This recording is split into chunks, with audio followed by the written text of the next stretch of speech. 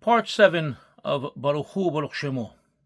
So, as I mentioned previously, there was a widespread practice to answer Baruch Hu, Baruch Shemo to every beracha, whether you're fulfilling your obligation with that beracha or not. Every time you would hear Hashem's name, you would say Baruch Hu, Baruch Shemo.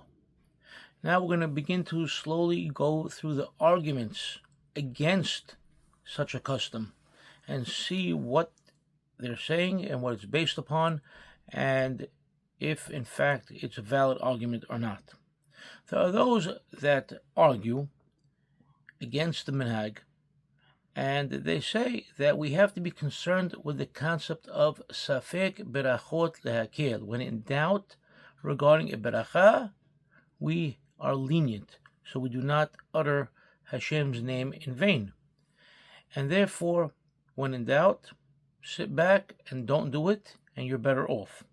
And we have to be concerned with the concept of those who say that answering Baruch Hu, Baruch Shemo in a beracha, especially a beracha of which you're fulfilling your obligation, is considered a hefsek, it's an interruption, and therefore not to answer Baruch Hu, Baruch Shemo.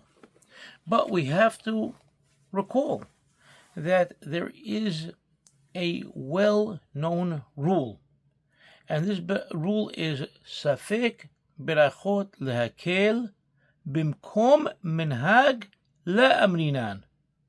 The concept of safek berachot lehakel, when we're dealing with the issue of minhag, then we do not apply the concept and the rule of safek berachot lehakel.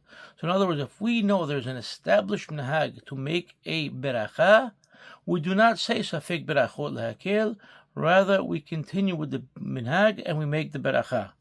And this is not something that we're just saying out of the clear blue sky, it's well documented. Well documented in one of the best places is Rabbi Hayim Sittehon, who lived in Safed in Eretz Israel, and he wrote a book called Eretz Hayim, or Eretz Hayim rather, and he has a bunch of rules at the beginning of the book. And in this rule, Kilal Yod, rule number 10, he writes, Behecha, שכבר נהגו לברך במלתא דייקה פלוגתא דרבואתא לה שפקינן מנהגה ואפילו היכא דמהר"ן ז"ל סביר עליה כי הפוסקים לא לברך עד כאן. Even if Maran says not to make a beracha, but we have a rule to make a beracha based upon other poskim or rabbanim, then we continue to make beracha. And the other way around as well.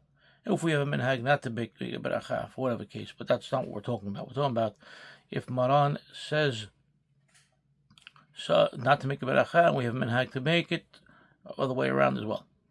And this is not only something that Rabbi Hayim Sittehon is saying in his Eretz Hayim, but also the Hidah. Rabbi Hayim Yosef David Azulai in his Birkei Yosef says it in Siman Zayin. And the Ben Ish Hai, Rabbi Yosef Hayim of Baghdad, says it in his book Ben Ish Hai in Parashat Lech Lecha. And the Kaf Hayim Sofer in Siman Yod Zayin says it. And the Sedeh Hamed brings it as well in his Ma'arachot, in his whole section talking about Berachot, and many other Hachamim. And therefore, if there's an established minhag to answer Baruch Hu or Baruch Shemo, including in Berachot that a person is fulfilling his obligation through them, then Nidha has-safek. This safek, this doubt, is pushed off and pushed aside, v'noheg ha-minhag, and the minhag stands in place. And all the more so, in our case, b'nidon didan, in our case, she'ha-safek eno bebracha asma. There's no safek in the beracha itself, because answering Baruch Hu, Baruch Shemo is not a beracha, rather it is a answer within the beracha that is making the beracha loftier and greater because we are praising Hashem's name. So keep this in mind. Again, we're not making a final ruling or a final decision on anything yet. We're going to go through all the steps and discuss everything having to do with Baruch Hu, Baruch Shemo. It's going to be a multi-part series, but you'll find it very informative and enlightening. Have a wonderful day.